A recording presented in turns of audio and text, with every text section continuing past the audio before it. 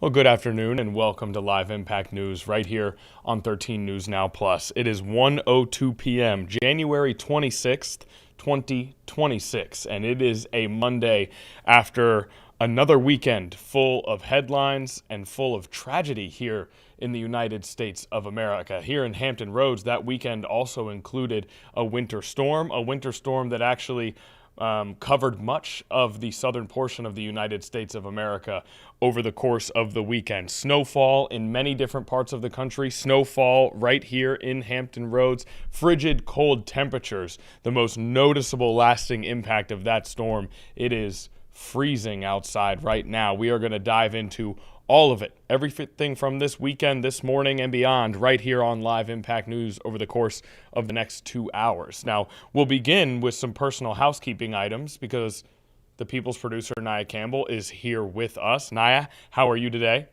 I'm doing good. How are you? Well, Naya, I certainly have a bone to pick with you here on Live Impact News because I know that last week you did 4 days of streaming with main anchor Janet Roach. And all the reviews and feedback I've gotten is that you guys did a fantastic job. So, 1, great job. 2, did you miss me? Yes, of course. Okay. Janet was amazing. I know. But She's it's the nothing best. like the Connor and Naya Live Impact News team. Okay, thank you so much for humoring me with that. Janet Roach is the best in the business. Truly, as a journalist, it doesn't get better than Janet Roach. And so it was wonderful to be able to have her step in here on Live Impact News while I was away. But thank you for also, keeping me in your hearts and minds as you guys did the stream without me. And don't worry, because Janet Roach will be filling in at times on Live Impact News as we progress with this platform. We are very excited to continue to grow what we've started here in late 2025 and into 2026. Janet Roach will certainly be a big part of that, as she is with everything that we do here at 13 News Now. One of our leaders, one of our main anchors, and one of the best anywhere in the United States, Janet Roach. So great to have her fill in. I am back. I apologize to those of you that got used to having a different host in here, but I'm going to try to ease us back in to Connor and Naya doing our thing here at 1 o'clock p.m. on Live Impact. Now, speaking of Live Impact, there is one live event that we're monitoring especially that hasn't quite begun yet, and that is the White House press briefing with Caroline Leavitt. That was scheduled to start at 1 o'clock p.m.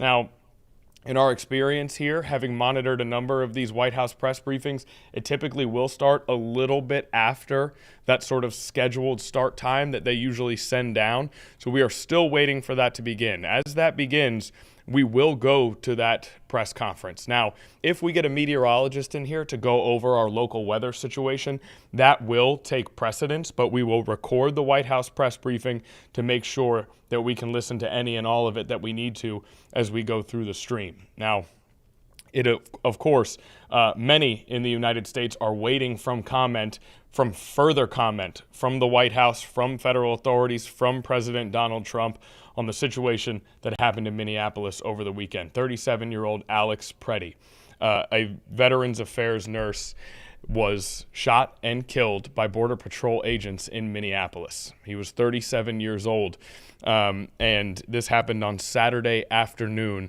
as Preddy was surrounded by what appeared to be up to 6 Border Patrol agents. He was restrained on the ground and ultimately shot and killed by an agent, up to 10 rounds fired, just counting from the video.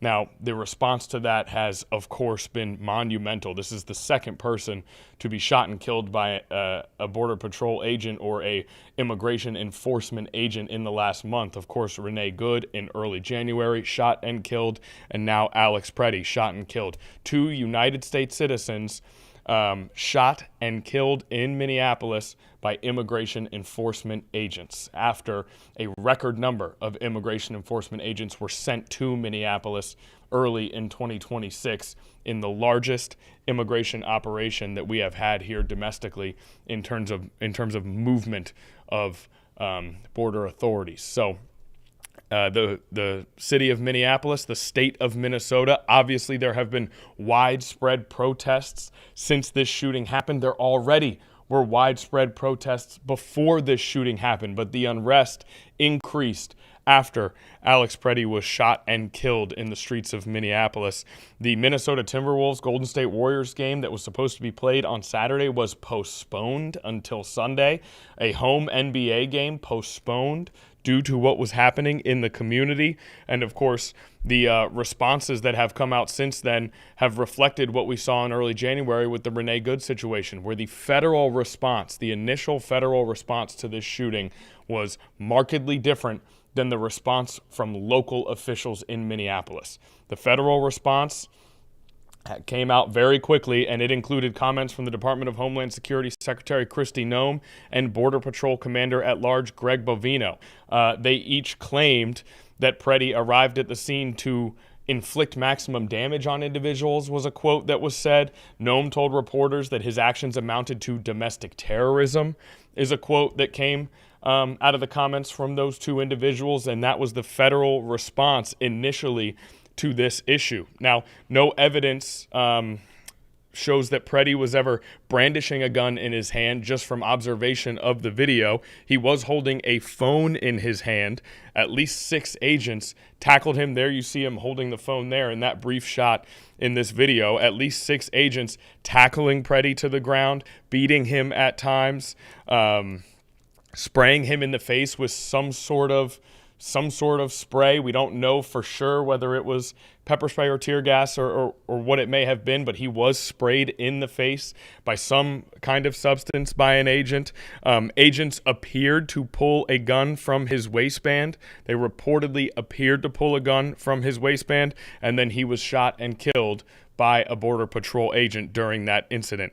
The Associated Press reporting that no bystander videos have surfaced that appear to show him holding a weapon, that appear to show Alex Preddy holding a weapon.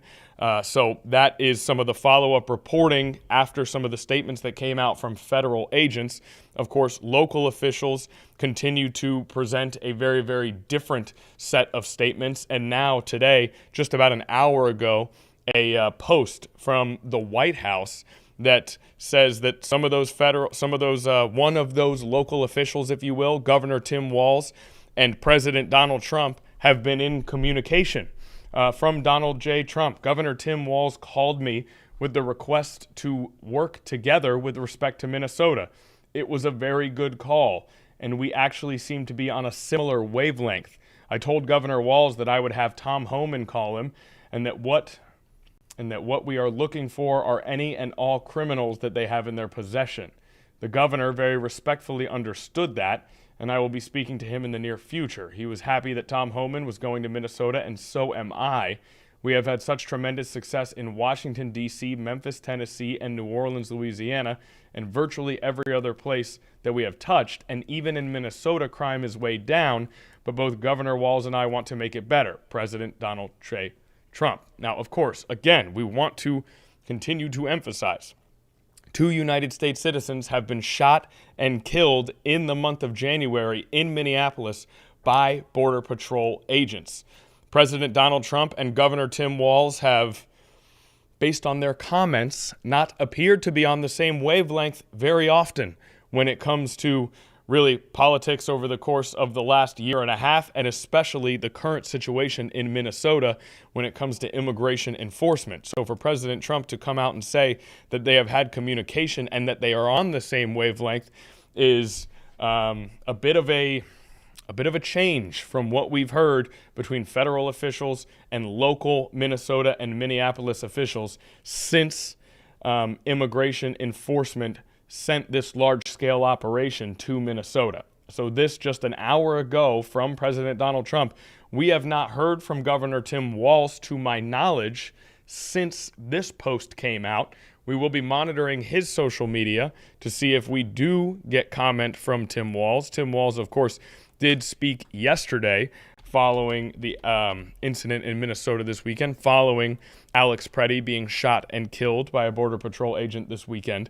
So, of course, we continue to look for comments from Tim Walz after President Donald Trump came out and said that they have spoken and that they're on the same wavelength. Now, the White House press briefing has not begun. What we do have here live is students in Minneapolis staging a walkout to protest ICE. If we want to take that live, we can right now. This just came across our feed. This is, again, students in Minneapolis staging a walkout to protest ICE. And so why don't we listen into this, Naya? Let's see if there's anything audible going on that we can hear. You can see how cold it is in Minnesota. That has been one of the notable aspects of recent protests. It is freezing cold in Minnesota here in late January, and yet citizens continue to take to the streets and protest. Let's go ahead and listen in on this particular protest. We're actually going to stand down from playing this live. We're getting direction that this may contain graphic language or images, so we're going to stand down from taking this. Okay, so the possibility of graphic images or language, especially language, means that we're actually not going to take a live audio here.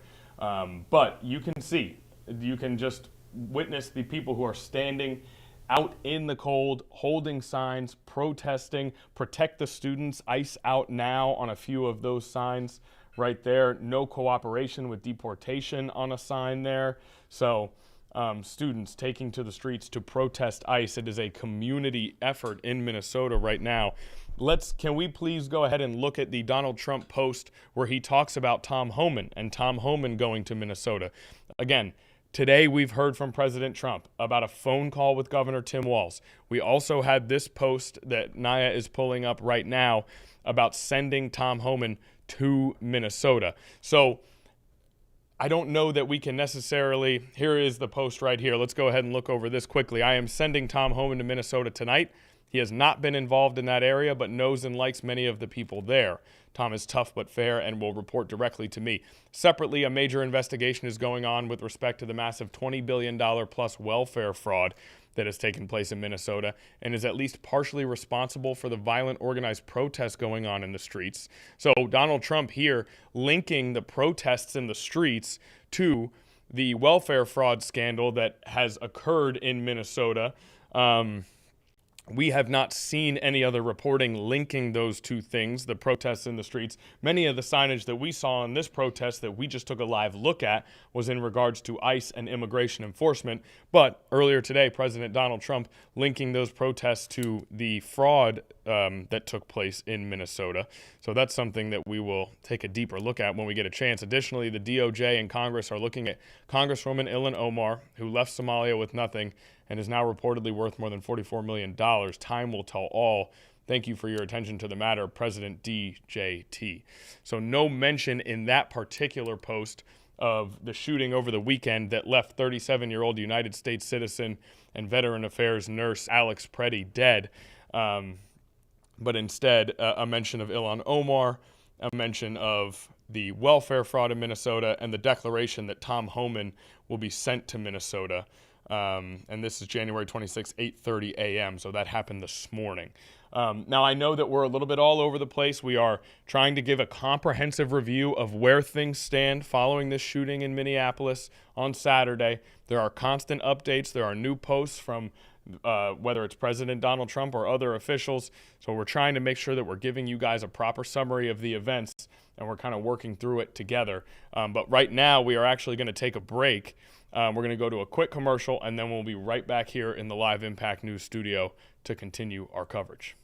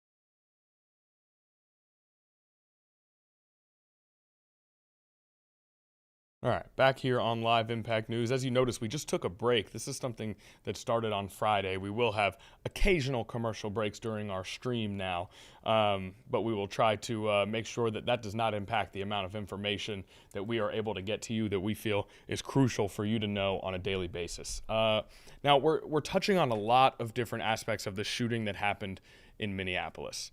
It is something that is... Talking about this particular incident is difficult because it is at times devastating, confusing, infuriating, and presents a view of America that a lot of people maybe did not think was possible when it comes to some of the things that we are seeing in Minneapolis with American citizens being killed 2 in 1 month now. And we actually have this White House press briefing that has just begun with Caroline Leavitt. Let's go live out to the White House right now. Enabling these states to access critical federal resources to supplement their response efforts if needed. These declarations will help state-led efforts of turning power back on, clearing roads for emergency services, and keeping communities safe. The White House will continue to correspond directly with governors and local officials in the coming days, especially in those states that were harshly impacted by this storm. I would also like to address the chaotic scenes in Minnesota over the weekend. Nobody in the White House, including President Trump, wants to see people getting hurt or killed in America's streets. This includes Renee Good, Alex Preddy, the brave men and women of federal law enforcement, and the many Americans who have been victimized at the hands of illegal alien criminals. Saturday's shooting remains under active investigation by Homeland Security Investigations and the FBI. The Customs and Border Protection is also conducting their own internal review. As President Trump said yesterday, the administration is reviewing everything with respect to the shooting, and we will let that investigation play out. But let's be clear about the circumstances which led to that moment on Saturday. This tragedy occurred as a result of a deliberate and hostile resistance by Democrat leaders in Minnesota. For weeks, Governor Walz and the Mayor Jacob Fry and other elected Democrats were spreading lies about federal law enforcement officers who are risking their lives daily to remove the worst criminal illegal aliens from our streets: murderers, rapists, pedophiles, human traffickers, and gang members. Governor Walz and Mayor Fry have shamefully blocked local and state police from cooperating with ICE, actively inhibiting efforts to arrest violent criminals. They have also used their platforms to encourage left-wing agitators to stalk, record, confront, and obstruct federal officers who are just trying to lawfully perform their duties, which has created dangerous situations threatening both these officers and the general public and Minnesotans alike. This is precisely what unfolded in Minneapolis on Saturday morning. Obstructing federal law enforcement and inciting violence against officers is wrong and illegal.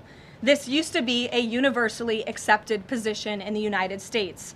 Amid the hysteria, we must remember how we got here to this moment today and what this Democrat opposition is about. Former President Joe Biden and the Democrats opened America's borders for 4 years, inviting tens of millions of illegal aliens from all over the world to flood into our country.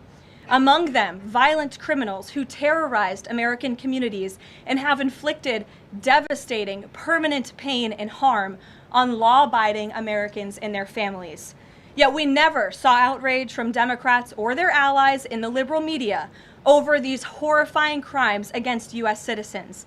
The pain of American angel families was ignored and dismissed because it undermined the Democrat narrative. Innocent Americans like Jocelyn Nungray, Laken Riley, and Rachel Morin are just a few of the many victims savagely murdered by illegal alien criminals. Earlier this month, an illegal alien from Mexico with a long criminal history who came into our country under Joe Biden's administration threw a baseball-sized stone at a school bus carrying children in New Jersey and fractured the skull of an 8-year-old innocent child. President Trump promised accountability to these American families by securing the border, deporting every illegal alien who has committed crimes, especially and most importantly, violent crimes. Nearly 80 million Americans voted for him to deliver on that very promise, and he is. As the duly elected president, the president is fulfilling the will of the people by arresting and removing these threats from our country in cities from Los Angeles to New York and, yes, Minneapolis. Yet Democrat leaders in Minnesota with sanctuary city policies have actively defied federal immigration law and the will of the people. And as a result of that defiance, 2 Minnesotans have now tragically lost their lives on the streets of Tim Walz's state. It is President Trump's hope and wish and demand for the resistance and chaos to end today. That's why President Trump spoke with Governor Walz directly this morning, and he has outlined a clear and simple path to restoring law and order in Minnesota. Number 1, Governor Walz, Mayor Frey, and all Democrat leaders should turn over all criminal illegal aliens currently incarcerated in their prisons and jails to federal authorities, along with any illegal aliens with active warrants or known criminal histories for immediate deportation. Number 2, state and local law enforcement must agree to turn over all illegal aliens who are arrested by local police.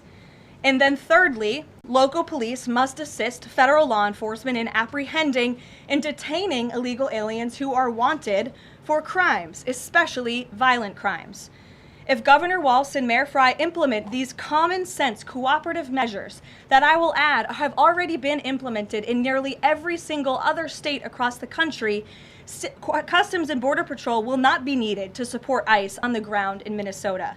ICE and local law enforcement can peacefully work together, as they are effectively doing in so many other states and jurisdictions.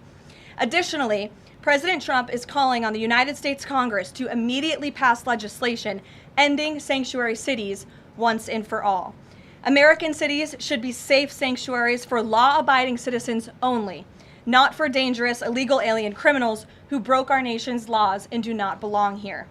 We hope Governor Walz will do the right thing and continue to work with President Trump to keep the American people safe following their call this morning. Americans overwhelmingly want exactly what President Trump is delivering: strong borders and strict immigration enforcement against the worst illegal aliens, of which there are still hundreds of thousands to deport from the interior of our country. The most peaceful way to carry out this vital public safety mission is for Republicans and Democrats to do it together, and for state and local law enforcement to work together with federal law enforcement. We want to let cops be cops.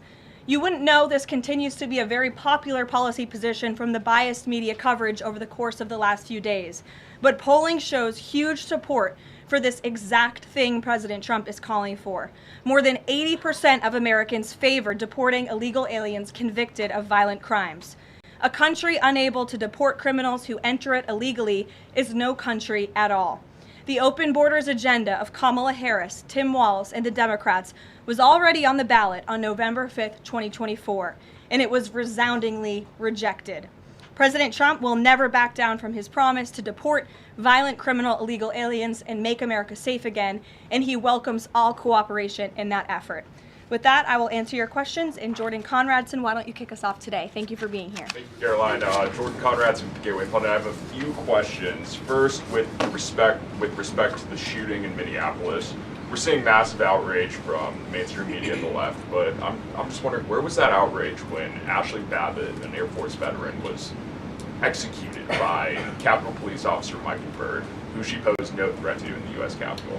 Well, you raised a very important point, which I also believed I just raised as well in those opening remarks, in that there has no doubt been selective outrage by the liberal biased media in picking and choosing victims and highlighting their stories. And as I've said, President Trump does not want any Americans to lose their lives in the streets of America and in American communities across the country. He believes what happened on Saturday is a tragedy, but every life is equal to President Trump, and that's why the lives of Laken Riley and Jocelyn Nungray continue to matter to him and be an utmost priority to him to this very day. And it's unfortunate that we did not see the same type of sensationalist media coverage over the tragic deaths of those innocent American women and girls across the country as we are in the wake of this tragedy that took place on Saturday.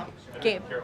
Sure, go ahead, Jordan. I want to get your response to this. The Arizona Attorney General, just days before this shooting in Minneapolis, she seemingly encouraged rioters to go out, shoot, and kill ICE agents. And I'll quote her here. She said, "If you reasonably believe your life is in danger and you're in the house or in your car or on your property, you can defend yourself with lethal force." And she said that you can't tell if ICE agents are law enforcement or imposters, and it becomes an issue of whether you reasonably believed they were law enforcement. Do you have a response to that, and does the White House believe that she should be held accountable for these remarks? Such dangerous rhetoric, as I pointed out, is exactly what has brought us to this position today, where you have elected Democrat officials across the country who are encouraging left-wing agitators and crazy people to go out and unlawfully obstruct lawful immigration enforcement. Again, these brave men and women of ICE and Border Patrol and the federal enforcement are just trying to do their jobs to enforce our nation's immigration laws and to go after the worst of the worst in this country. I would encourage everyone in this room, and I would encourage the Arizona Attorney General to look at the video of an ICE agent in Minneapolis. He was approached by left-wing agitators who were honking their horns and were screaming slurs at him, and he rolled down his window and he said, "What are you doing? I am out here trying to catch a child predator, somebody who has convicted crimes against an innocent child, and you are trying to obstruct me from doing my job."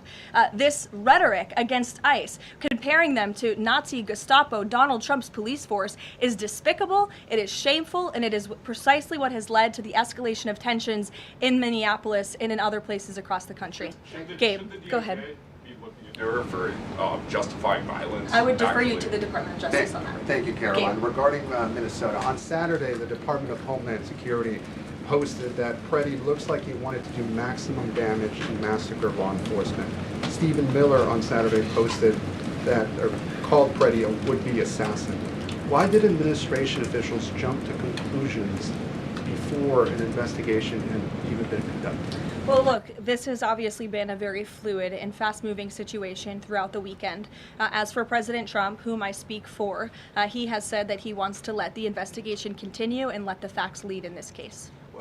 With regards to the deployment of Tom Homan to Minneapolis, should the deployment of Mr. Homan to Minneapolis be seen as a sign that the president is dissatisfied with how the officials on the ground had handled the incident? No, Mr. Homan is doing an exceptional job, and he has been working with Secretary Noem and President Trump over the course of the last year. Secretary Noem still has the utmost confidence and trust of the President of the United States, and she's continuing to oversee the entire Department of Homeland Security and all of the immigration enforcement that's taking place across the whole entire country. Of course, Secretary Noem is also in charge of FEMA, and we are in the wake of a brutal winter storm where hundreds of thousands of Americans have been impacted by that. So Borders Are Homan is in a unique position to drop everything and go to Minnesota to continue having these productive conversations with state and local officials. And I know that he's catching a plane in just a few hours to do just that at the request of the president. Jennifer. On Saturday's shooting, has the president been briefed, and have you been briefed on specific details of the shooting? How many shots were fired? How many guns discharged? And I mean, did the protesters' gun go off, or only the officers' guns? Do you have any of those details? Again, the investigation is continuing, Jennifer, and we will let the facts lead, and we will let the facts play out in this investigation. I do know that HSI and FBI are conducting interviews with those that were involved and the agents who were involved in this unfortunate tragedy on Saturday. Are they keeping the president up to date on all those details? The president is obviously very much on the ball with respect to this investigation. I think he's made that quite clear with the various statements that you've seen him put out, and also the 4 points that the president has outlined as well to Governor Walz, and to encourage him to cooperate with ICE and with the administration. Mary. Thanks, Caroline. To follow on Gabe's question, Secretary Noem said Alex Preddy committed an act of domestic terrorism. Stephen Miller labeled Preddy a domestic terrorist. Does the president agree with them? Look, as I've said, I have not heard the president characterize Mr. Preddy in that way. However, I have heard the president say he wants to let the facts in the investigation lead itself. Was he alarmed to hear his top officials referring to him in that way, rushing to that judgment? Danny, go ahead. Thanks, Caroline. On Stephen Miller's comments, will Stephen Miller be apologising to the family of Alex Preddy for calling him quotes, an assassin who tried to murder federal agents, despite the fact that, as you say, this is still under investigation? Look, again, this incident remains under investigation, and nobody here at the White House, including the President of the United States, wants to see Americans hurt or killed and losing their lives in American streets. And we mourn for the parents. As a mother myself, of course, I cannot imagine the loss of life, especially losing one's child. And that same empathy from the President goes for the parents of angel families, parents of victims of illegal alien crime across our country as well. And that's exactly why the President continues to be wholeheartedly committed to deporting the worst of the worst criminals from our country. Why don't we go to the back? Kelly. Caroline, does the President believe that the killing, though, was a mistake? Has he expressed that at all? Again, the President has said, we have to review it, and this investigation needs to continue, and he's letting the facts on the investigation lead itself. Does he want the body camera footage to be released to the public? Now, that's not something I've heard the President commit to, so I won't do that from the podium. Sure. Carrie, how serious is the administration taking allegations that local and state officials in Minnesota are actively coordinating with demonstrators through encrypted or non-encrypted communications, as well as providing government resources to impede immigration enforcement operations? I'm sorry, Carrie, could you repeat your question?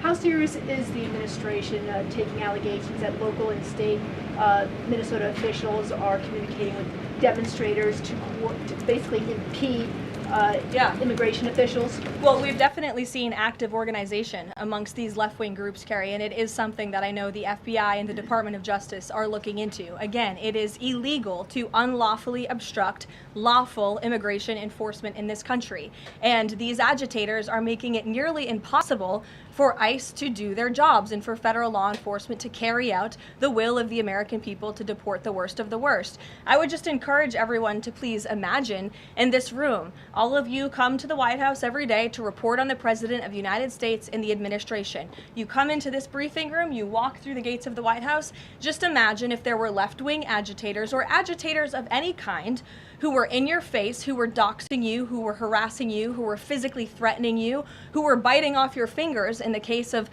two Border Patrol agents we saw this past weekend in Minneapolis. That would make it very difficult for you to show up and do your job here at the White House every single day. That's what these officers in Minneapolis are facing. That's why the President is calling on Governor Walz and Mayor Frey for these three very simple and common sense points of cooperation so that ICE and local law enforcement can work together. Again, we are just asking for police to be police. And if you ask any law enforcement agent or official, they want to be able to work with their federal counterparts at the state and local level and vice versa. Caroline. Thanks a lot, Caroline. Two questions. One is looking forward. The role of Mr. Homan. Is he being sent by the President to diffuse the situation that exists right now on the ground? Is he the point person essentially for the White House in terms of trying to tamp down the tensions that exist right now in Minnesota? Well, Mr. Homan is the point person for cooperating with state and local authorities and corresponding with them, again, to achieve this level of cooperation to subdue the chaos on the streets of Minneapolis. And I would just point out that Mr. Homan is someone who has been lauded for many, many decades for his experience working in law enforcement. In fact, this is a Washington Post headline from 9 years ago, 2016. Meet the man the White House has honored for deporting illegal immigrants. And I would remind everyone in this room that it was former President Barack Hussein Obama who awarded a medal to Mr. Homan. So he's obviously very qualified. He has the full trust and faith of the President. He will continue to have these meetings in the hopes that ICE and local law enforcement can cooperate and work together to have successful immigration enforcement, as we've seen in almost every other state across the country. And secondly, Caroline, can you talk a little bit about tomorrow's trip by the President to Iowa, what the purpose of that trip is, and what the goals of that trip are? Sure, yes. Tomorrow, President Trump will be traveling to Des Moines, Iowa. He will be making a local visit at a local business, and then he will be giving a speech on affordability and on the economy. And I know he very much looks forward to being there, to meeting with the great people of Iowa, but also lawmakers as well. Jake. Caroline, a couple quick questions. First, does the President remain fully confident in Kristi Noem's ability to lead the DHS? Yes. And then just secondly, just on that Wall Street Journal reporting that we saw yesterday, the president said at some point that the immigration enforcement officers would leave Minneapolis. Did the Saturday killing of Alex Pretty expedite that withdrawal at all? To your first question, the answer is yes. He still has confidence and trust in Secretary Noem. To the second question, I would point you back to what I said earlier. If Governor Walz and Mayor Frey implement these common sense cooperative measures, CBP will no longer be needed to support ICE on the ground in Minnesota. ICE and local law enforcement will peacefully work together, as they are effectively doing in so many other states and jurisdictions, to remove violent criminals from American neighborhoods across the country. Did Walz ask the president to remove the immigration enforcement officers?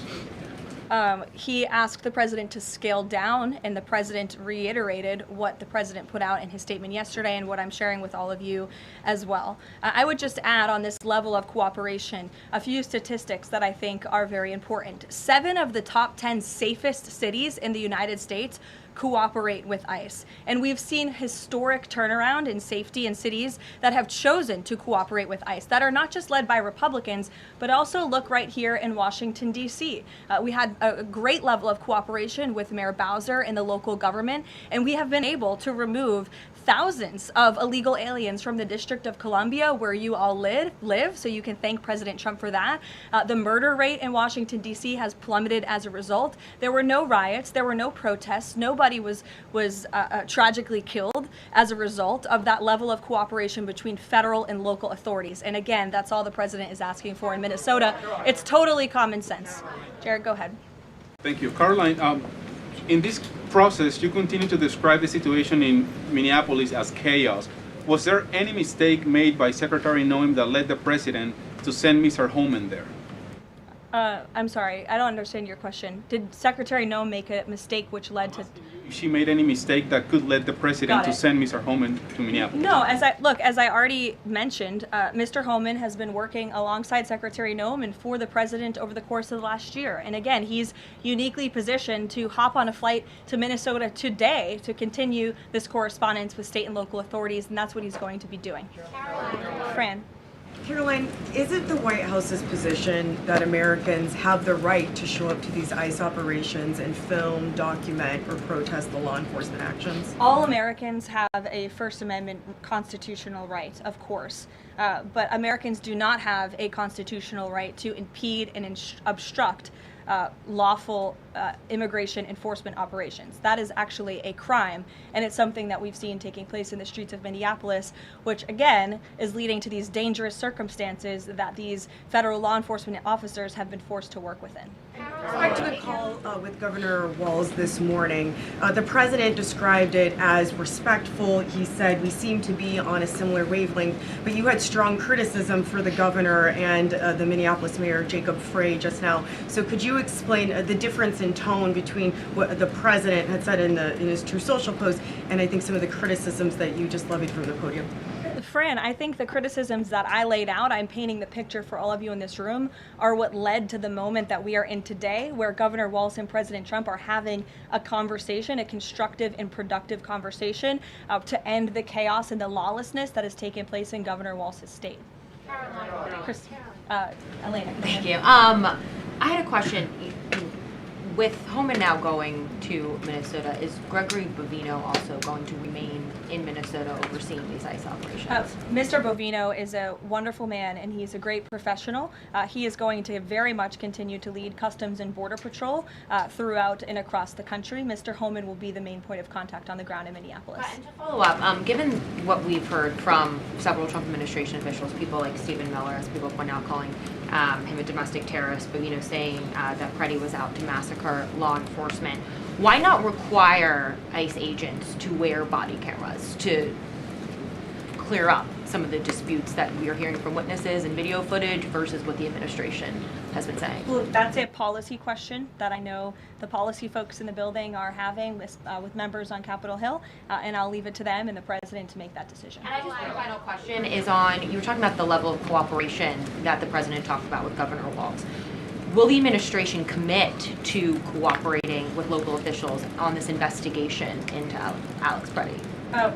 The president spoke about this with Governor Walz and said he would have a discussion about it. He did not make a commitment, and so therefore I won't make that commitment here. I would just remind all of you in the media, because I've seen a lack of reporting on this fact, There are investigations into what took place on Saturday. The Homeland Security investigations and the FBI have teamed up for an investigation, and there's also an internal CBP investigation, an internal review of what is happening on the ground in Minnesota. The president supports those investigations, and as I've said repeatedly, he wants to see them move forward. Phil. FBI Director Kash Patel said in a Sunday interview, quote, "You cannot bring a firearm loaded with multiple magazines to any sort of protest." Does the president believe the Second Amendment rights remain in effect even when protesting? The president supports the Second Amendment rights of law-abiding American citizens. Absolutely. There has been no greater supporter or defender of the right to bear arms than President Donald J. Trump. So while Americans have a constitutional right to bear arms, Americans do not have a constitutional right to impede lawful immigration enforcement operations. And any gun owner knows that when you are carrying a weapon, when you are bearing arms, and you are confronted by law enforcement, you are raising the assumption of risk and the risk of force being used against you. And again, that's unfortunately what took place on Saturday. Will his mission continue to be focusing on illegal immigrants with a criminal history, or will it be on illegal immigration generally? Mr. Holman will continue to enforce our nation's immigration laws, especially deporting the worst of the worst criminals in Minnesota who have committed violent offenses. And I would just remind all of you that this important work is continuing to be carried out. In just the last few days, I'm happy to provide this packet to anyone in the room. ICE has arrested multiple violent criminals, illegal aliens within Minnesota. Many of them have convictions for assault, driving under the influence, fraud. This individual here I'm looking at was an aggravated felon with multiple convictions for larceny, fraud, and forgery of checks, vehicle theft, drug possession, domestic assault, inflicting bodily harm on another, criminal convictions of larceny, identity theft, again, charged with driving under the influence. These are extremely dangerous people who Governor Walz and Mayor Frey have allowed to roam on their streets, and all the president is asking for is cooperation to arrest individuals like this and deport them from the United States of America. I'll take a couple more. Go ahead. Okay, so this weekend the president posted that this is a cover-up of the fraud in the state of Minnesota. He also posted Minnesota is a cover-up. These both happened after the shooting. So given that these came after the shooting, what is the this here? What is the cover-up he's alleging? Yes, it's a good question. I've spoken with the president about this at length. What the president is referring to is the fact that you have Governor Walz and, again, the mayor, who have been encouraging these left-wing agitators to come out and to harass and to dox and to threaten ICE and to make this conversation about and smear lies about federal law enforcement who, again, are just trying to do their jobs in an attempt to distract from the widespread, massive fraud that has taken place in their state. Billions and billions of dollars has been stolen from law-abiding taxpayers in Minnesota, and the administration continues to be very focused on getting to the bottom of it, and especially, and the president raised a good question over the weekend, with respect to Congresswoman Ilhan Omar, who now has a net worth within the millions, and one must ask themselves, why and how is that possible? Is she connected to the fraud rings that we have seen taking place within her state and her own district? It's a question the American people are raising, and the president believes it's one worth answering. Haley. Thanks, Caroline. I want to go back to some of the comments from Stephen Miller and Secretary Noem. You've made clear the president wants to see the investigation play out when answering some of the questions on the specific details. Is he concerned that some of those definitive statements made by other officials risks public perception of the credibility of those investigations now playing out? Again, the president believes that these investigations are credible, they are continuing, they are active, and he wants to let them play out. Alex. Caroline, thank you. Is the administration willing to separate DHS funding from other funding bills in order to avoid a broader shutdown? Look, at this point, the White House supports the bipartisan work that was done to advance the bipartisan appropriations package, and we want to see that passed. Policy discussions on immigration in Minnesota are happening. Look, the president is leading those discussions, as evidenced by his correspondence with Governor Walz this morning, but that should not be at the expense of government funding for the American people, which would include, as you know, Alex, FEMA funding, and we are in the midst of the storm that took place over the weekend, and many Americans are still being impacted by that. So So we absolutely do not want to see that funding lapse, and we want the Senate to move forward with passing the bipartisan appropriations package that was negotiated on a bipartisan basis. Secondly, there's another round of Russia-Ukraine talks this weekend, Sunday. I wonder if you can walk us through with the president, how he'll be involved in that, if at all. We'll be talking to President Putin, President Zelensky ahead of those meetings. I'm not tracking any scheduled calls at this point in time. However, the president remains deeply involved, and of course he's being apprised by his advisors, namely Jared Kushner and Special Envoy Witkoff, on these talks. They had a multilateral meeting this past weekend, which didn't get a ton of coverage, but that was historic in nature, where the president's team has really brought two sides of this war to the table together to move the ball closer towards peace. So the president is not giving up on the peace process. He obviously just met with President Zelensky when we were in Davos, Switzerland, but I'm not tracking any calls scheduled for this week. On one more foreign policy point, I will point out, as you all saw, the last remaining body of the hostages, Israeli hostages in Gaza, has been returned. This is a huge foreign policy feat for the President of the United States, for the State of Israel, and frankly for the whole world. The President made the impossible possible, and so it's great news for the President, for the United States, for our allies, and also for peace in the Middle East. And I understand that more than 20 new additional countries have also signed up to join the newly established Board of Peace with respect to the rebuilding of Gaza, which is another historic accomplishment for this president. So thank you all very much, and we'll see you in Iowa tomorrow. Did the president talk to us? Yeah, but I want to.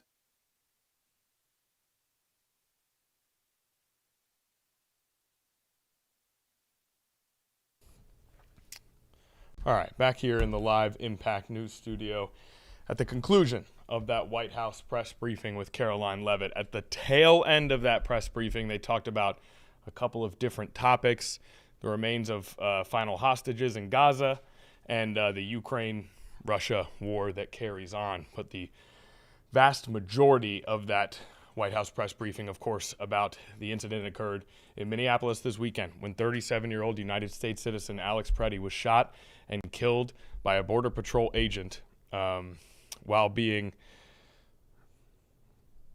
apprehended, restrained by up to 6 Border Patrol agents at the time. He did have a license to carry a firearm. He did not have a criminal record. He was a legal gun owner. He did have a gun on him. Minnesota gun laws permit open carrying a handgun as long as the gun owner has a valid permit, which all reporting indicates that Alex Preddy did. Now, Caroline Leavitt did make a couple of comments about, she was asked about Americans bringing guns to a protest. She said that there's no greater supporter or defender of the right to bear arms than President Donald Trump. But she did say Americans do not have the right to impede law enforcement operations.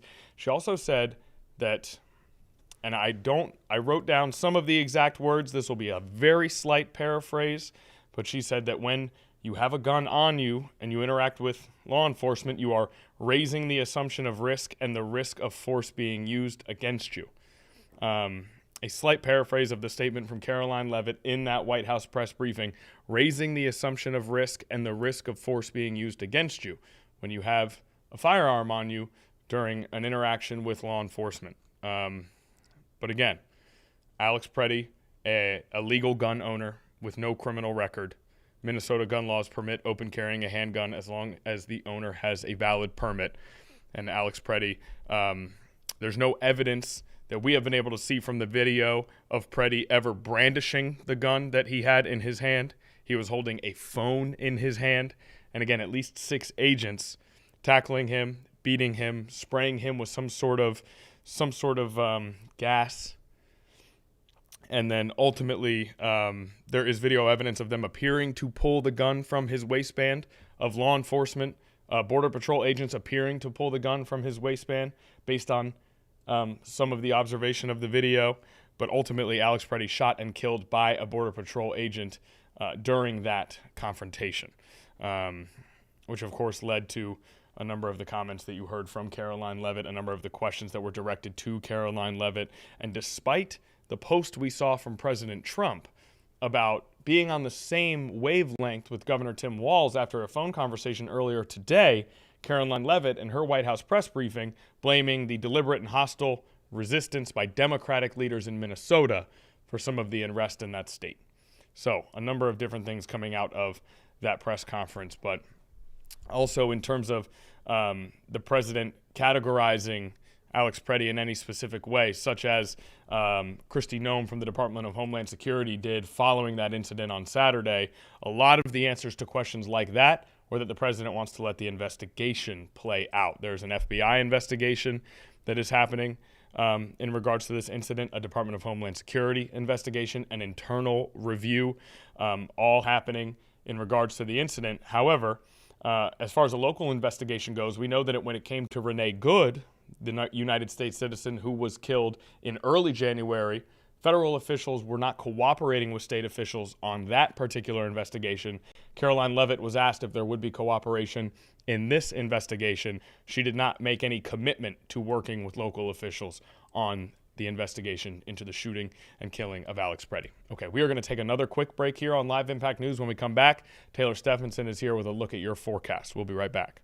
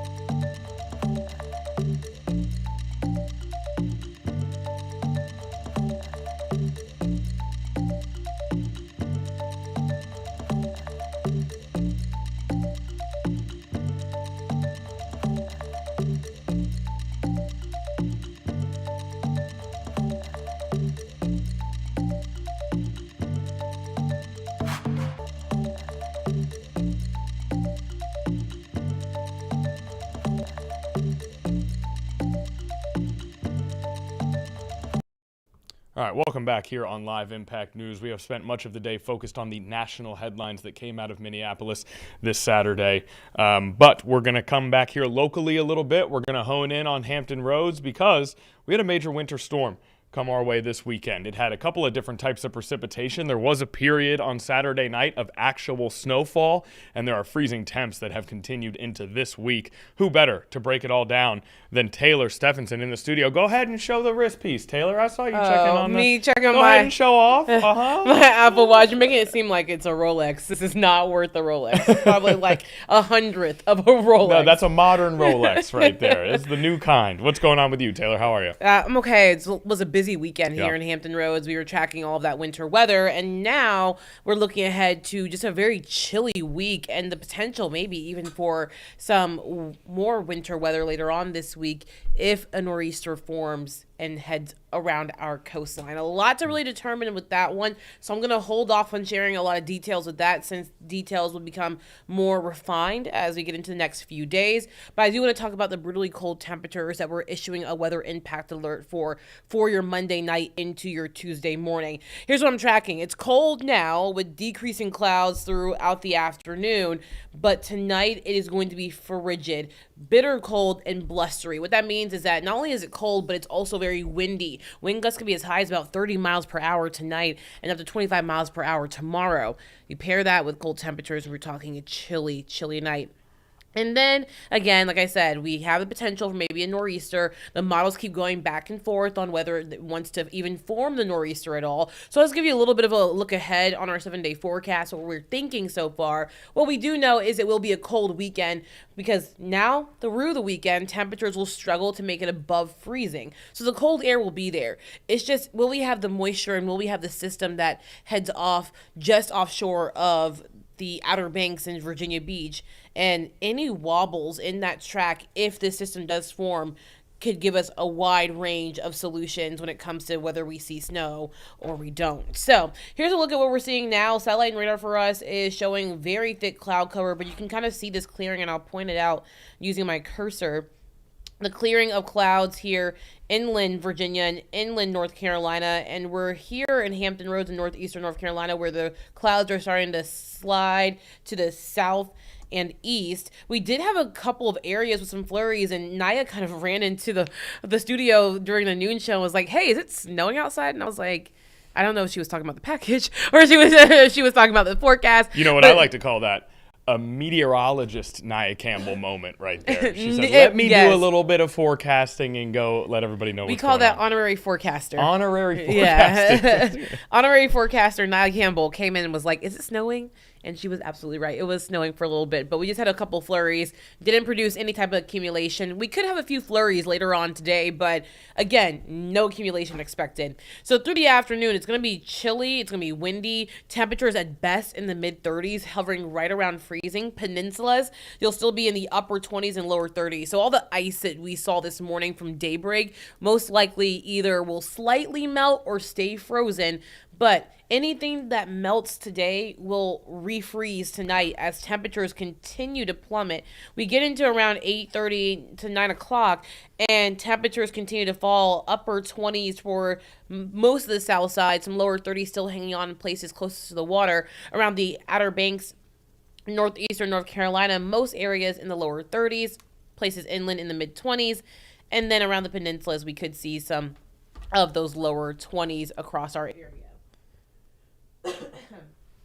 So as we head throughout the night, we can see some of that cold air starting to really seep in. Cold weather advisories, that is what I really am honing in on, that weather impact alert for a cold weather advisory, 9 p.m. tonight to 10 a.m. on Tuesday. And we are talking wind chills, 10 degrees or colder for all the areas you see in blue. Very, very chilly. And we had a cold weather advisory Saturday morning before all that winter weather came, and there were wind chills that were below zero in our area. And that is another, yet again, a possibility. So I'm taking a snapshot of some of the coldest air that we'll see throughout the course of that really cold air mass that moves in overnight with the gusty winds up to about 30 miles per hour. And you can see wind chills are anywhere from around -1 in places like Williamsburg, 1 in Franklin, -2 in Gloucester, and then for most of the area hovering above zero, but that's not really the best scenario, right? I mean, it's sad when that's the encouraging one. Right. Yeah. It's encouraging to say yes, above zero, but I mean, even if you have to travel to Richmond tomorrow, feeling like -4 around the morning commute. So very, very cold. And in these temperatures, you have a likelihood of seeing frostbite, even the potential for hypothermia if you are not properly dressed. That means that you need to wear the coat, you need to have the gloves, you need to have the scarf. And as a Southerner, I'm not just telling you, I'm telling myself, okay? Because I have a tendency to walk out the door and be like, I forgot my gloves. And I will regret it tomorrow if I do not layer up, and you will too. But again, we want to make sure that in any type of weather, because cold weather can also be severe weather, right? And so we want to make sure that you are protecting yourself and your body. And also remember to protect your people. If you have vulnerable people who you live next door to, or you have kids, making sure that they are properly dressed, or checking on your neighbors who may be more vulnerable, asking if they have heat, maybe giving some suggestions for those if you have houseless or homeless people who live near you, to give them suggestions of some warming shelters. There are many across Hampton Roads. Number 2, your pets, they are animals too, and they feel the cold weather too. So make sure that they also are indoors and in some type of warm environment. Number 3, if you have plants that are easily removable from the outdoors, potted plants that may be susceptible to colder temperatures, bring those inside. And this is one of those times, if you have some older pipes, you may want to drip just a little bit of water, but it is going to be a very cold night for us here in Hampton Roads in northeastern North Carolina. Again, cold night into a very cold morning. This is walking out the door for most people heading into work around 7 a.m. So I'm going to actually go through a timeline of these temperatures so you can get not just a snapshot, but also a look at tonight and into the day tomorrow. So I'm going to pull up our Futurecast wind chills here. And as I pull that up, do y'all have any other questions as I do that? I would say, first of all, just to speak to how cold it's going to be, you guys have the graphic of Old Man Winter here. Yes. And he's got crazy eyes right now, which makes a ton of sense because they are making it cold out there. I would also like to address all of the warm weather lovers like myself. Listen, it's okay. Just hold on. Before you know it, it's going to be St. Patrick's Day, and then it's going to be April, and we're not going to have to worry about this. But for now, just hold on. And then third, for you, Taylor, you mentioned pets, you mentioned plants. I'm wondering, not as much precipitation, but these extreme cold temps, do people need to do anything in particular with their vehicles? Oh, good question. Just in the morning, make sure to give your car just an extra few minutes to kind of warm up and get going. You don't want to run into any car issues. If you do see a tire light, a lot of times that is just a cold air compressing the air within your tire. Yeah. So if you want to maybe tonight try to, go to a gas station, get some free air, fill it up just to, those nice levels, you can, but don't overfill them, because what your tire air will do once you're rolling on the roads, that friction actually creates heat, and that heat will help to warm up the air inside of that tire. Okay, very good. So let's go ahead and take the future feels like temperatures. We're going to take this full screen for us right now, and you can see temperatures in the single digits across the area.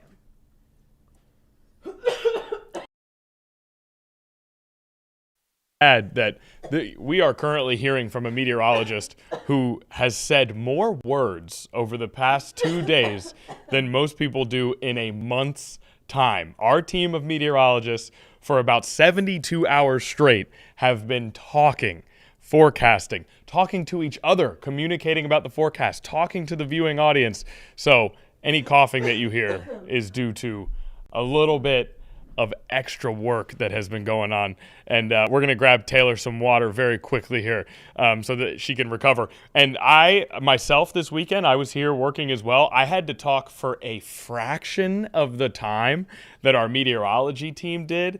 And yeah, I was pretty much out of voice by Saturday night. So to know how much work they had to do, and of course, Taylor is one of our weekend meteorologists. She's one of our main meteorologists on the weekend. So it was a full shift for Taylor in the middle of this winter weather storm, and it was a lot of weather hits. So we'll let her grab some water, kind of fix the voice up a little bit, and then we'll dive right back into the forecast. Now, as you heard, a potential nor'easter headed our way this weekend, but Taylor wanted to hold off on any concrete forecasting around that because things are still developing. What we do know for certain, bitter cold here in late January. And yes, Nia Campbell, the People's producer, we all remember when you welcomed this winter weather so that you could bust out your sweaters. And now we're all paying the price, though the sweaters were very fresh. They were very fresh. Can I add that I'm not complaining? Like, when I woke up this morning and I came outside, I wasn't bitter cold. I was layered up and I felt fine. Well, your toughness and your courage are admirable. I, for one, was complaining, and I will continue to, because I'm like Taylor. I'll just throw on a hoodie and be like, this should be fine, right? And then I'm halfway through my drive and I can't feel my feet. Just hope that it's still pressing on the gas. Okay, Taylor, I see we've got a feels like here. Yeah, sorry about that, y'all. No problem. again, lots of talking. All we do is ad lib here. Meteorologists, we do not have scripts. All we do is talk. My voice is getting a little bit raspy because of that. So best believe when I go home, I will be silent. I might have put tape over my mouth just to keep me quiet so I can recover. But as Connor said, we had a busy weekend, lots of talking there. So I apologize for that inconvenience. But let's talk about the future feels like temperatures. Let's roll that back. Let's talk about the future feels like temperatures here across the area. And I'm going to take it from tonight into tomorrow because our cold weather advisory is from 9 p.m. tonight until early tomorrow morning. So Futurecast feels like temperatures will be coldest to the north and west. And you can see that in Richmond. Those pink colors showing some very cold temperatures, but still, even in the white areas, still very, very cold. That's 10 to 10:30 tonight, where around the coast, we'll feel more like the teens. Inland, already single digits. We take it to late tonight, early tomorrow morning. I'll stop at around 1:30. And that's when you start to see those feels like temperatures below zero. -1 for the Futurecast feels like temperature in West Point and Tappahannock, but it's starting to seep into the main parts of Hampton Roads. Newport News, you start to feel about 5 to 6 degrees by 4 a.m. Virginia Beach down to 10 degrees. We get to areas around Norfolk and Chesapeake, 5 to 10 degrees. Franklin, 1 degree tomorrow morning. And then again, the further east you are, the warmer those temperatures will be, but again, warmer relatively because, again, temperatures will still area-wide be 10 degrees or below for feels-like temperatures, where the actual air temperature overnight will be in the teens and 20s, but you add on the fact that we have wind gusts of 25 to 30 miles per hour, that wind just makes it feel so much chillier. So a very chilly night for us and a chilly morning as well. And then as we head into the day tomorrow, I want to give you a look at what to expect tomorrow. Temperatures will still only feel like the mid-20s during the afternoon, but highs will be mainly a degree or two above freezing. We'll start off in the teens, make it to the lower to middle 30s. Lots of sunshine tomorrow. That's good news. So that will help for a little bit of melting. And then we get into the rest of the week and temperatures just remain cold.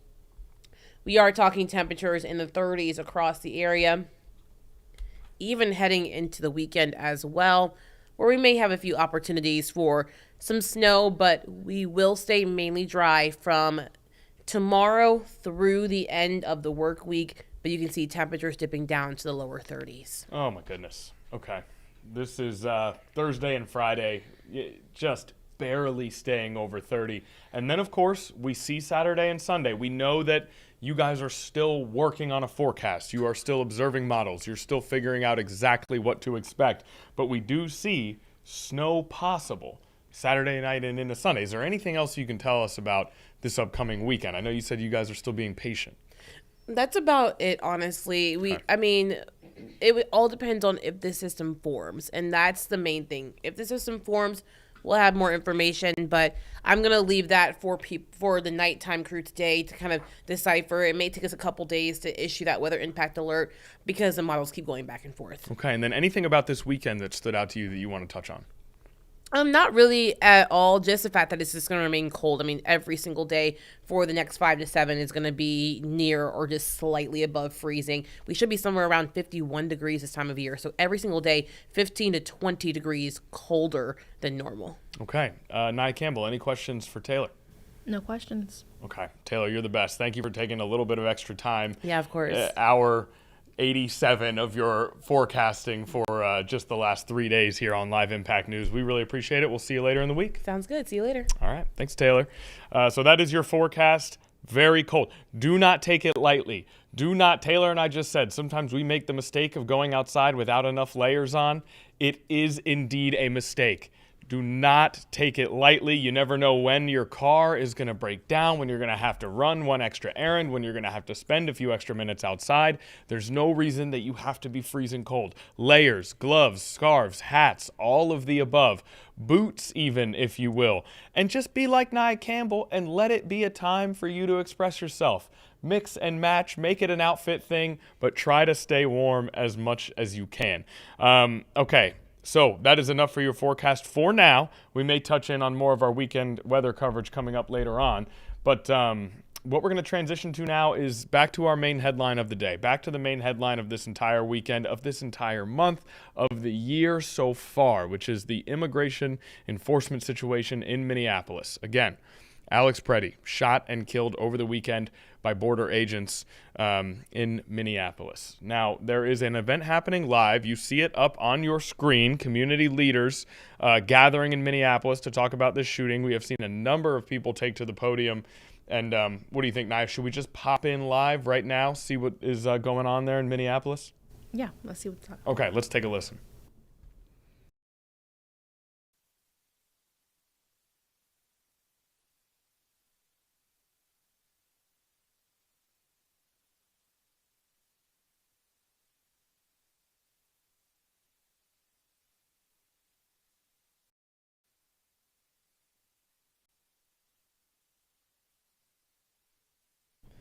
Okay, as you can probably tell, we have some audio issues with that particular clip.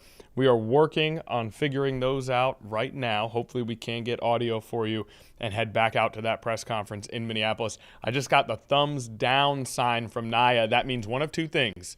It means, Connor, you're sloppy, get focused, let's get it together. Or it means that we can't get audio right now from this press conference in Minneapolis. So we will not go live out to that press conference, though. We have plenty of other options here for coverage that we can turn to. And I think, Naya, if you don't mind, I would like to turn to the Minnesota gubernatorial candidate who has ended his campaign. And while Naya pulls that up, I will give some background here. Who are we talking about? Well, this is Chris Medell, a Minneapolis attorney who provided legal support to the ICE agent who shot and killed Renee Good in early January. He also is in the midst of a GOP campaign for governor in the state of Minnesota. In a surprise video today, he announced that he would be suspending, or I guess rather ending, his campaign for governor. We're going to listen in on that video right now. I love Minnesota. I was born and raised here. My immediate family lives here. My extended family lives here. It's my home. I decided to run for governor because I firmly believe that Minnesota needs serious and systemic change. Fraud is rampant. Our streets are unsafe. We need to honor and respect law enforcement much more. Our education results lag behind Mississippi. Our taxes are absurdly high, and we're losing great businesses and people because of those taxes and ever-increasing regulations. I believe Minnesota has seriously lost its way. Since I announced my candidacy on December 1, I am extremely proud of what we've accomplished. I started as a relative unknown candidate and emerged as a leading Republican contender in less than 2 months. Honestly, we've accomplished more in less than 2 months than I ever dreamed possible, and I cannot thank my friends and supporters enough for getting me here. You've been there for me, and I will forever be grateful. But today, I announced the end of my campaign. I have two primary reasons for this decision. Number one, I cannot support the National Republican's stated retribution on the citizens of our state, nor can I count myself a member of a party that would do so. I support the originally stated goals of Immigration's and Customs Enforcement's Operation Metro Surge in locating and deporting the worst of the worst from our state. And I've seen many examples of ICE arresting non-U.S. citizens in Minnesota convicted of serious crimes, including murder, rape, and child sexual assault. No reasonable person should want these people here, and I am glad that they are gone. But Operation Metro Surge has expanded far beyond its stated focus on true public safety threats. United States citizens, particularly those of color, live in fear. United States citizens are carrying papers to prove their citizenship. That's wrong. ICE has authorized its agents to raid homes using a civil warrant that need only be signed by a Border Patrol agent. That's unconstitutional and it's wrong. Weaponizing criminal investigations against political opponents is unconstitutional, regardless of who is in power. Republicans and Democrats alike have engaged in this misconduct, and both must be held to the same standard. They need to do better. And I have read about and I have spoken to countless United States citizens who have been detained in Minnesota due to the color of their skin. I personally have spoken to several law enforcement officers, some Hispanic and some Asian, who have been pulled over by ICE on pretextual stops. Driving while Hispanic is not a crime. Either is driving while Asian. At the end of the day, I have to look my daughters in the eye and tell them I believe I did what was right. And I am doing that today. Now, the second reason I'm ending my campaign is that I am, above all else, a pragmatist. And the reality is that the National Republicans have made it nearly impossible for a Republican to win a statewide election in Minnesota. It is a simple fact. And I want to make clear that I believe many unfairly do not provide the president with nearly enough credit for some of the things he has done for our country. For example, I watched as many protested Israel's treatment of Gazans and called for a ceasefire. I watched with disbelief and dismay when several of our educational institutions, including the University of Minnesota and my alma mater, Macalester College, did little to nothing to ensure the safety of Jewish students throughout that process. But when the president obtained an historic ceasefire, these pro-Gaza protesters went completely silent. I've also been listening to presidents since the 1980s complain that NATO countries are not paying their agreed-upon share of defense spending. The president is the first to induce NATO countries to increase their defense spending as a percentage of their respective GDPs so the United States doesn't have to.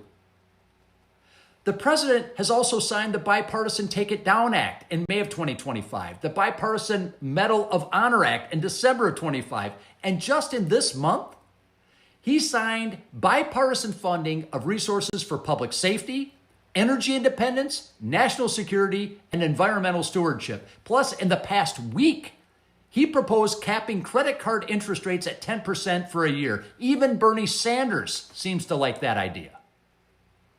Now, with that said, Operation Metro Surge in Minnesota has been an unmitigated disaster. Make no mistake, Republicans in our state have also screwed up. Minnesota House Republican leadership, including two of the Republican candidates for governor, have done nothing to properly investigate Minnesota fraud. Instead, they've chosen to write strongly worded letters to people and ask the federal government to do their jobs. They've asked for a new bureaucrat, an inspector general, to come in. The remedy for bad government is not more government.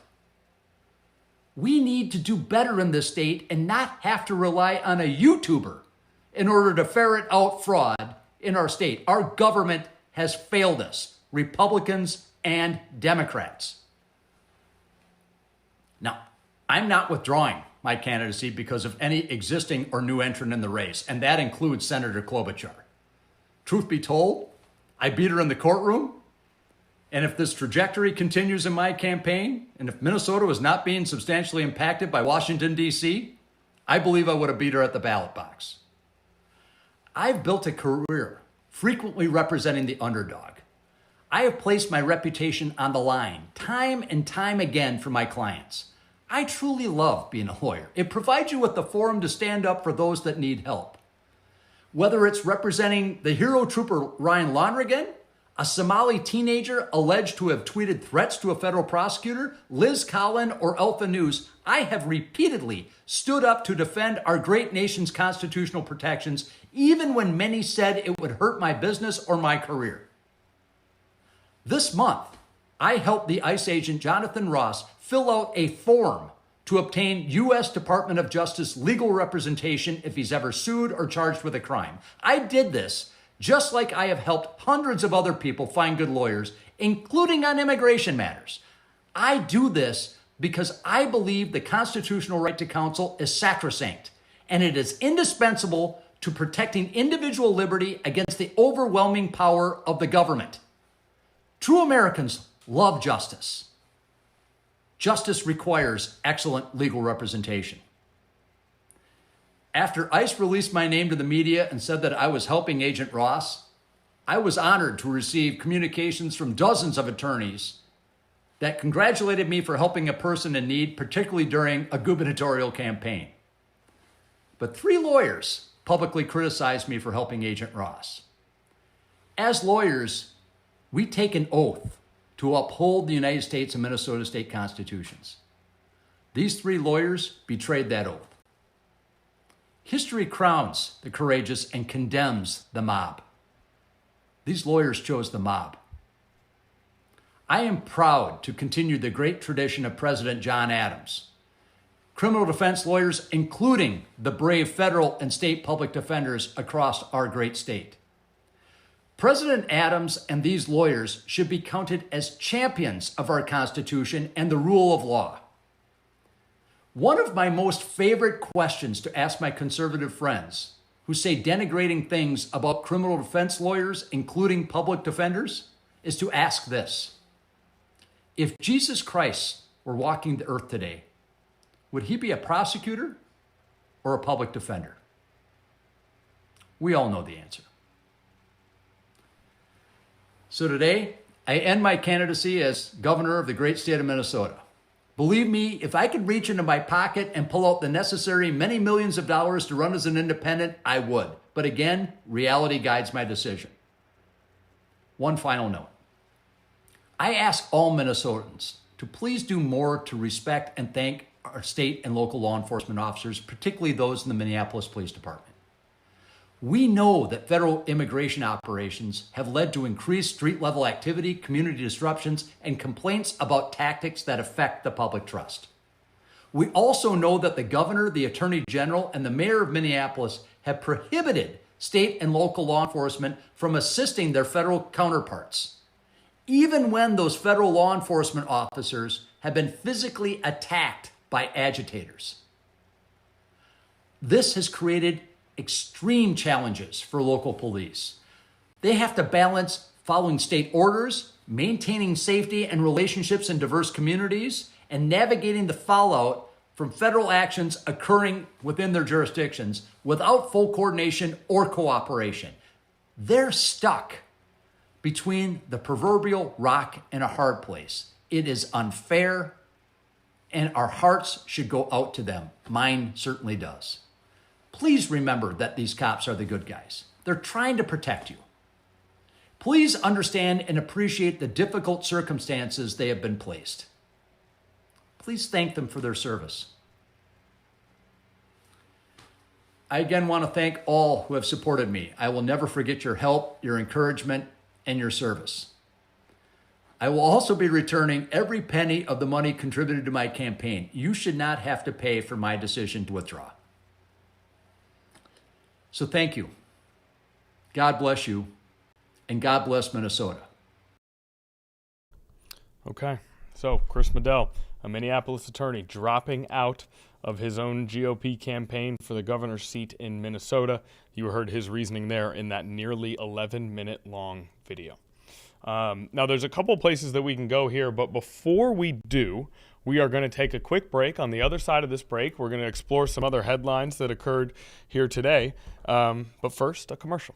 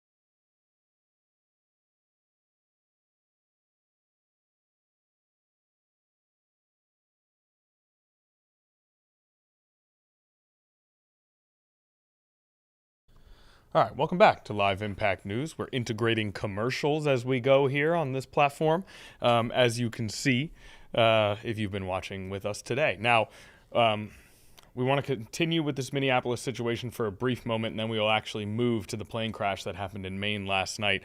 First, we've heard from Caroline Leavitt. We've heard from various officials, both in terms of statement and video. Alex Preddy, a 37-year-old United States citizen, a nurse at Minneapolis Veterans Affairs Healthcare System, killed, shot by a Border Patrol agent in Minneapolis Saturday afternoon while surrounded by at least 6 agents who were attempting to subdue him, beating him, spraying him,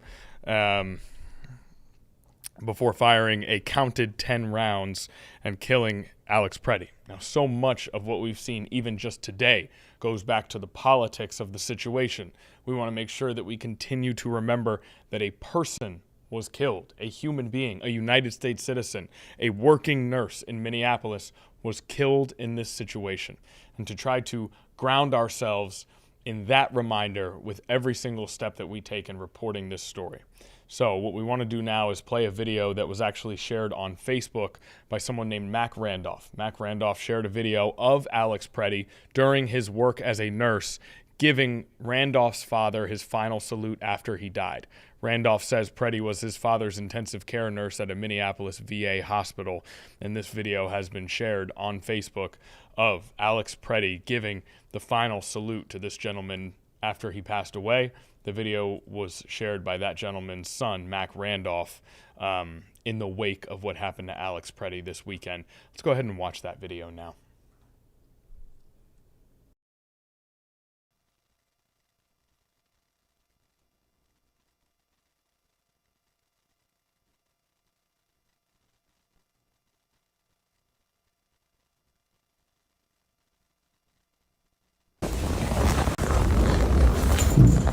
Terrence Lee Randolph, March 30th, 1947, December 10th, 2024. Today we remember that freedom is not free. We have to work at it, nurture it, protect it, and even sacrifice for it. May we never forget and always remember our brothers and sisters who have served so that we may enjoy the gift of freedom. So in this moment, we remember and give thanks for their dedication and selfless service to our nation in the cause of our freedom. In this solemn hour, we render them our honor and our gratitude.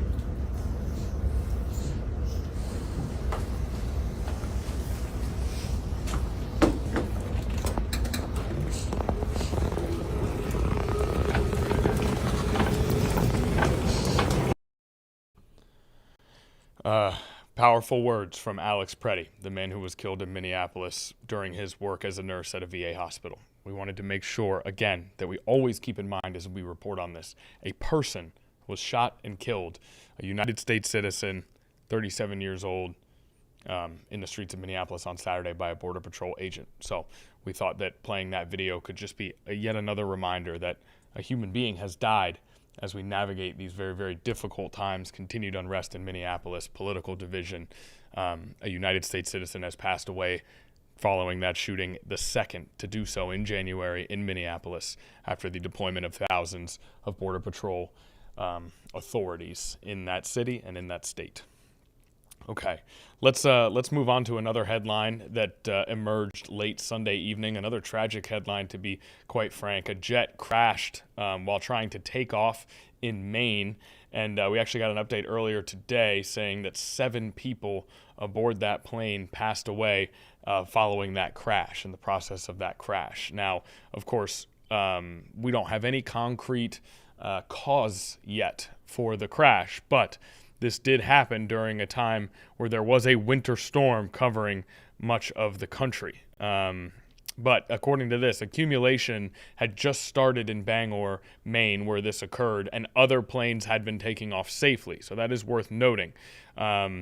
This particular plane model, quote, has a history of problems with icing on takeoff, end quote, according to aviation safety consultant Jeff Guzzetti from reporting thanks to the Associated Press. The FTA and the NTSB are both investigating this crash. And we actually heard a press conference from aviation officials earlier today. Now, as far as we know, talking to Eugene and Sarah, who covered this in Live Impact News in the morning, we don't know if they were able to report how many people had died during this press conference. So if you don't hear that number, it's because the fact that 7 people died in this crash, that information came out after this press conference, but we may at least get some more context, understanding, and information from the press conference. So we're going to play at least a portion of this right here on Live Impact News. Question, Naya. Should we do another commercial before we get to this press conference? Do we have enough time left in the stream to get to all of our breaks?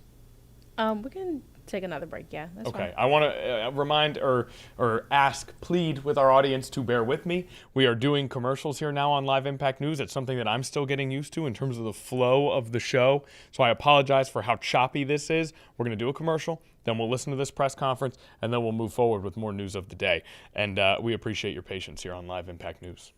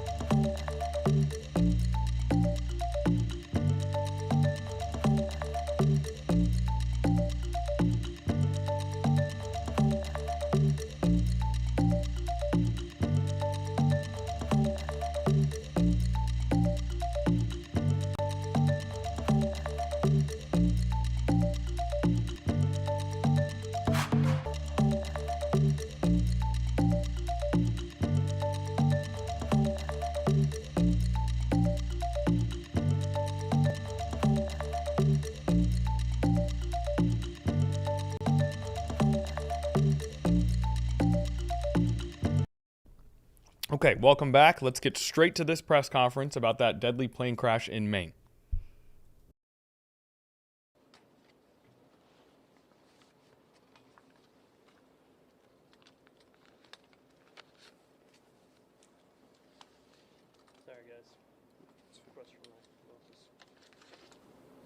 A little bit of behind the scenes for you. This is not all that different from what we may witness when we send our own reporters out to a press conference. You guys always just see officials, politicians, and others talking at a fully formed press conference, but there's a great deal of setup when it comes to audio and visual that goes into these. It looks like they are now ready to go in Maine, so let's listen in. Good morning. My name is Jose Saavedra. I'm the airport director here at Bangor International. Thank you for joining us this morning. We have a few remarks here that are going to be brief, as details are still limited, and we're awaiting additional support from our federal partners regarding this incident. Welcome to Bangor International Airport. For your safety, please keep your luggage with you at all times, and do not accept anything from people you don't know. All individuals must maintain control of their personal property. So I'll share additional details of what we have and we can share at this time. At approximately 7:45 p.m. last night, there was an accident involving a single GA aircraft that was departing from Bangor International Airport. The aircraft was a Bombardier CL-600. Our emergency protocols were immediately activated and first responders were on scene in under a minute. In addition to the Maynard National Guard initial response with their fire and rescue vehicles, the Bangor Fire Department and approximately 10 other municipalities responded to the scene. An emergency operations center was established to oversee response and remains active. The National Transportation Safety Board and the Federal Aviation Administration have been notified and are responding to Bangor International Airport, and we expect them to arrive later on today. The airport remains closed, and additional updates will be provided as soon as they're available when we can share additional details to the public. We appreciate your understanding and patience regarding the incident and ask that you continue to respect the privacy of those involved in this incident. Once the FAA and the NTSB are on site, we will work together with them to provide additional information as soon as that becomes available.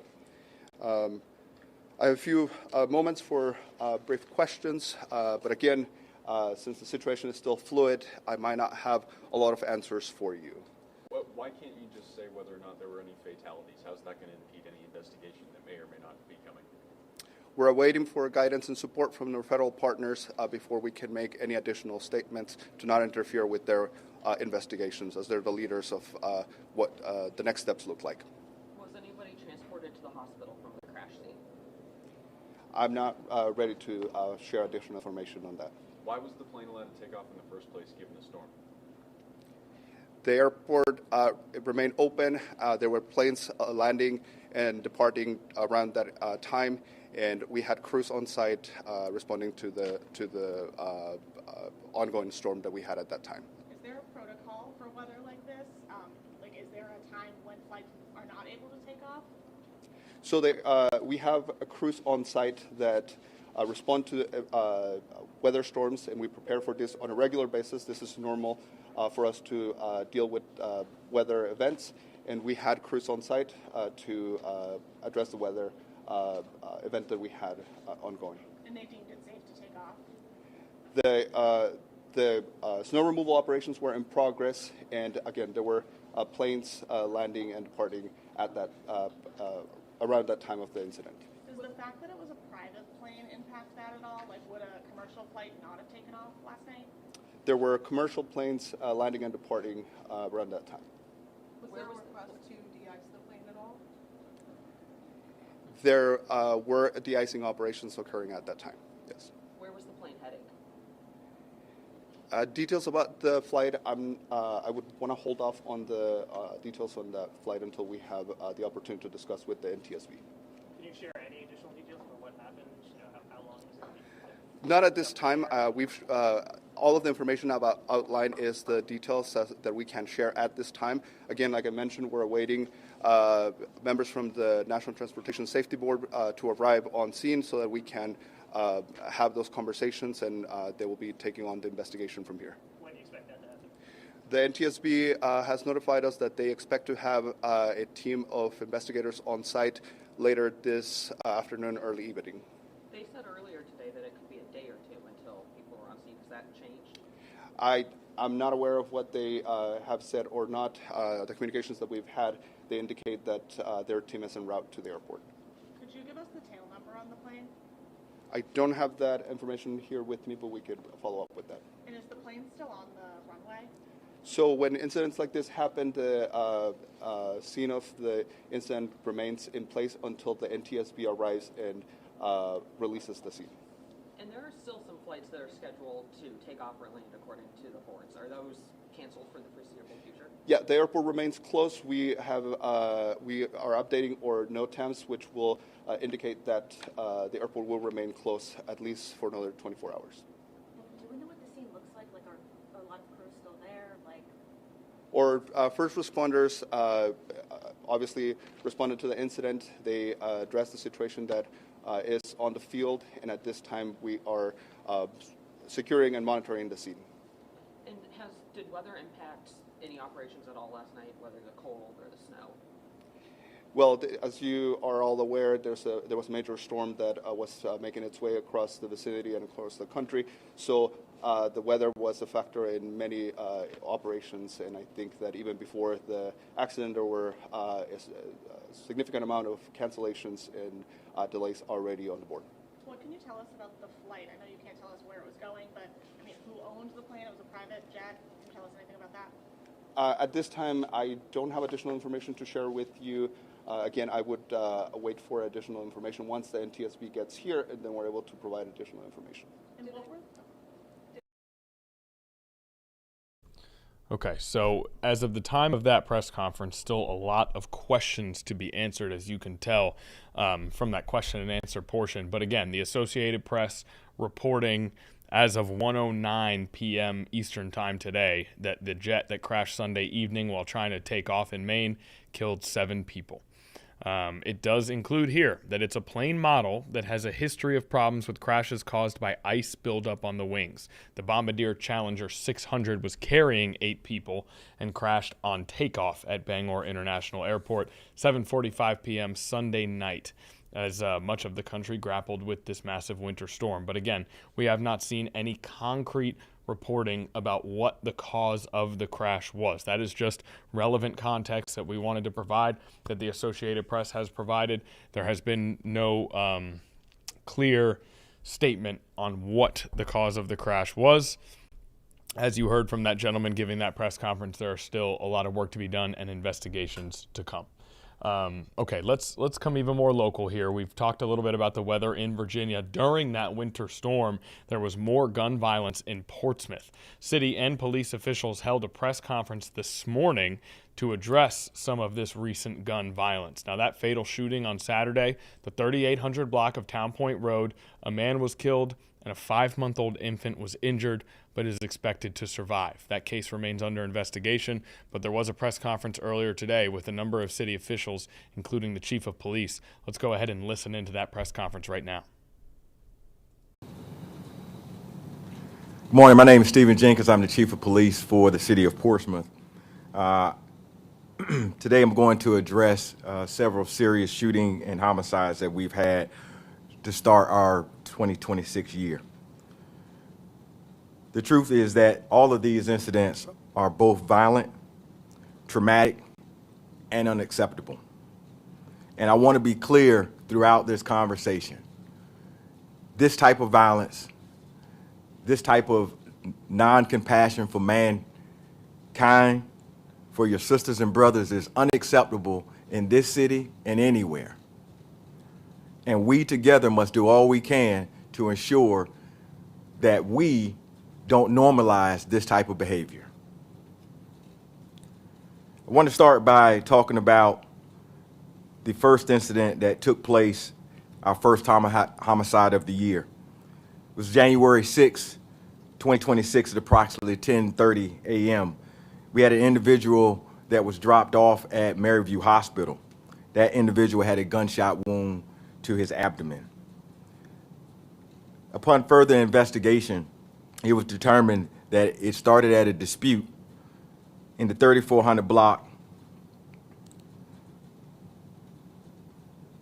in the 3400 block of, and I'll provide that a little bit later, my apologies. Started as an escalation of a dispute between 2 individuals who lived in the same house. During that time, those individuals began getting into a physical altercation, and at some point in time, a gun was introduced. A struggle ensued over that firearm. Eventually it was retrieved, and one individual, Mr. Gallister, was shot and killed. Interviews for the suspect involved with that have been completed, and that incident is still under investigation. The second homicide of the year occurred in the 1100 block of Victory Boulevard on January 21st at approximately 7:09 p.m. This started as a home invasion. Individual kicked in the front door of that residence and opened fire, shooting and killing Mr. Clark, Javon Clark. Individuals within that home at some point in time returned fire. Moments later, we received a call through our 911 communication of an individual suffering from a gunshot wound in the 1000 block of Channing Avenue. That individual was transported to an area hospital to receive treatment. At this time, we are not looking for any suspects related to that incident.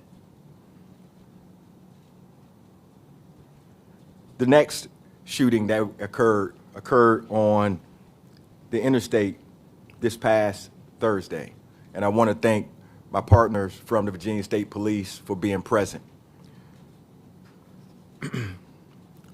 This incident took place on I-264 at Frederick Boulevard. We had a vehicle traveling eastbound when it was fired upon by an unknown suspect vehicle. That vehicle crashed and the occupant of that vehicle was pronounced dead on scene. Virginia State Police is leading the investigation. Preliminary investigations in this revealed that this potentially was a shootout that took place. However, we're still working to confirm that information. We're providing all the support we can to Virginia State Police during this investigation, and we'll continue to work with them until we bring this case to completion. Our most recent shooting and homicide took place this past Saturday, January 24th at approximately 12 p.m. in the 3800 block of Town Point Road. We had two individuals shot, one deceased, Mr. Keontae Johnson, 19, and a 5-month-old. This appears to be an ambush-style shooting where we had individuals laying in wait as this vehicle pulled up, and they opened fire on two vehicles, striking Mr. Johnson and the 5-month-old. The 5-month-old was taken to CHKD, has had at least one surgery, and at this time is expected to recover from their injuries. Those individuals involved in that were seen fleeing the area. We have released a photo of those individuals as they navigated through several backyards. I want to also make the public aware that the mother of Mr. Johnson was present and in the vehicle when it was fired upon. I want to thank the community in regards to this particular incident especially, because over the past weekend, we've received a tremendous amount of information from you all. And we're working right now to track down every single lead as they come in. I do ask that if you have any additional information, if you have any camera information, if you think you might know this individual, please send that information to us. As I close my remarks, I want to be kind of poignant in what I say. We're using every investigative tool at our disposal to bring these cases to closure. We're working with our partners, and I want to thank Sheriff Moore for being here as well in support and solidarity as we work to safeguard this community.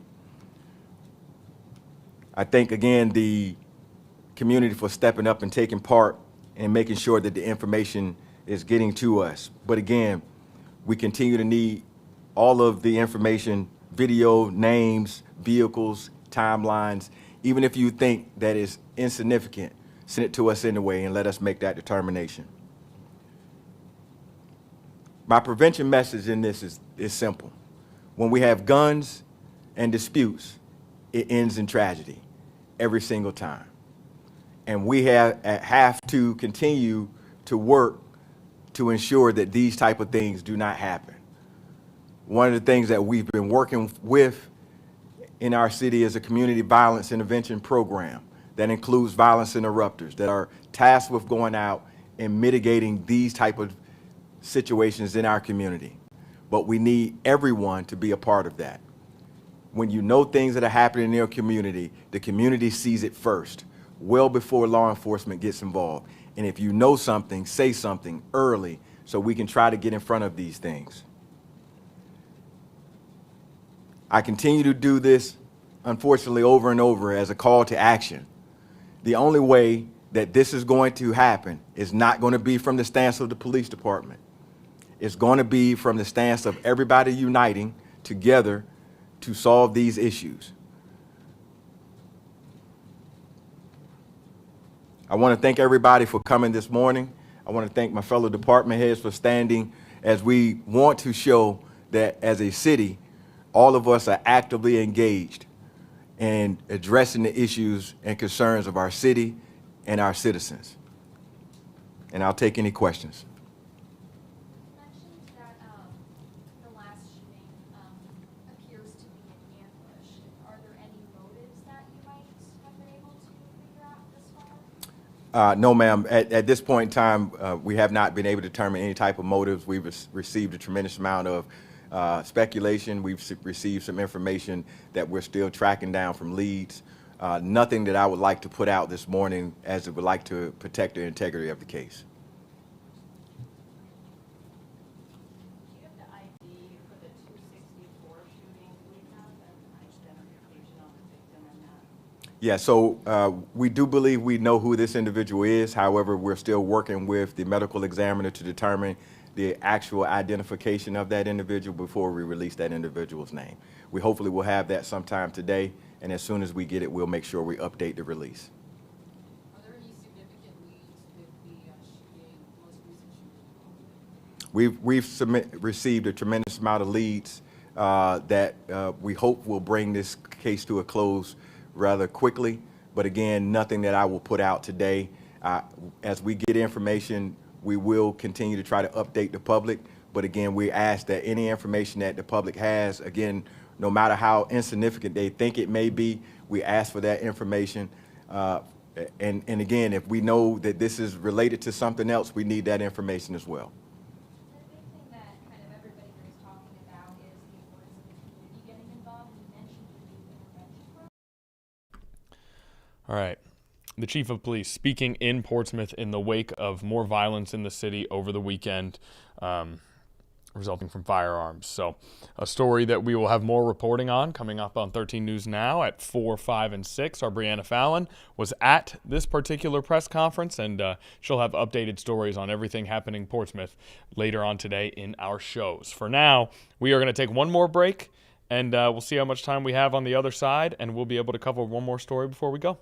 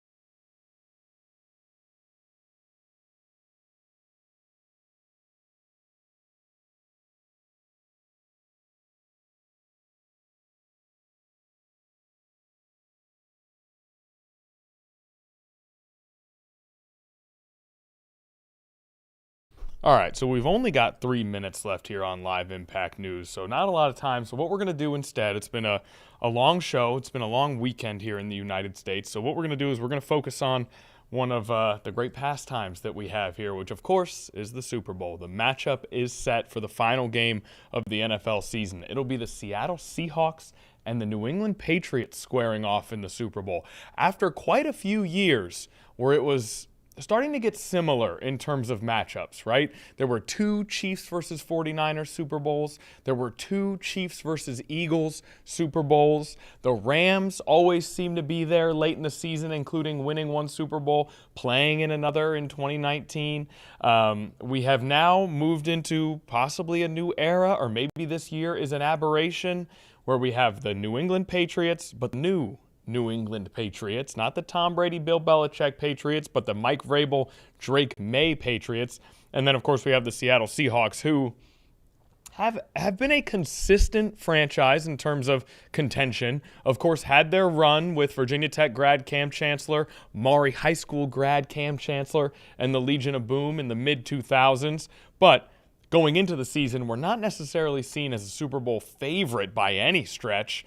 The New England Patriots certainly were not. Neither of these teams expected to be here this late in the season, and yet here they are. The Seattle Seahawks look dominant behind quarterback Sam Darnold. Sam Darnold was picked high in the draft by the New York Jets, and he became what we would label typically a bust, a high draft pick who did not work out. He then went franchise hopping. He spent time with the Panthers. He spent time with the Niners. He emerged last season in Minnesota as a viable franchise quarterback, but when the lights were brightest last season, he faltered, and the Vikings allowed him to leave in free agency. He went to Seattle, where he has joined an immensely talented roster, and he has continued to play like the Sam Darnold we saw in the regular season last year. Now the Seahawks are in the Super Bowl. As for the Patriots, everybody knows this story.